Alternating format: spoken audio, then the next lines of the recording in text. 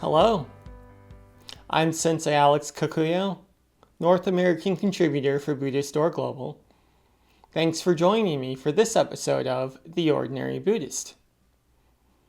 The title of today's Dharma talk is Melting Snow. Before we get into that, please subscribe and hit the notification bell. That way you'll be notified when I post talks in the future.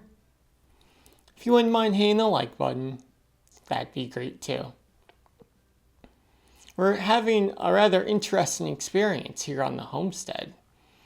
After what seems like months of snow and ice and cold weather, experiencing several days where the temperature was above or below freezing, suddenly the snow was starting to melt.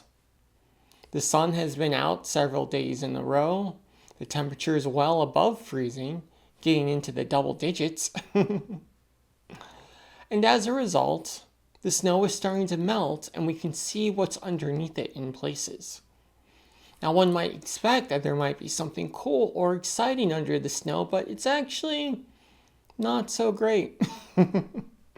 Under the snow, there's mud, there's rocks, in some places there's dead animals, which is interesting, but it happens out here in the country.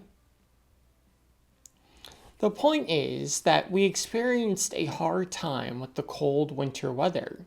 And when the snow started to melt, when we started to experience some warmth, the idea might be that, things are on the uptick. We're going to see some really nice, cool, pretty things under the snow. Instead, we see mud and rocks. We actually have several more months until spring is here. And the mud turns into grass, and then some plants start to grow out of that grass, and the animals come out of hibernation, and they eat those plants.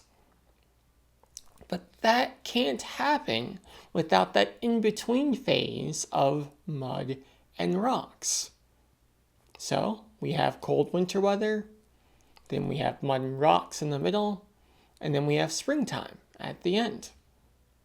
Our spiritual practice works in much the same way. When we first come to the cushion, it's cold winter weather. It's hard.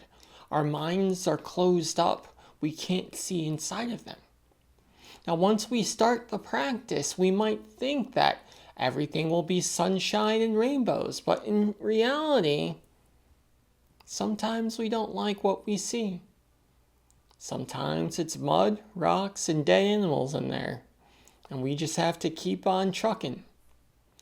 But if we're willing to do that, if we're willing to get through that middle phase, eventually we come to springtime.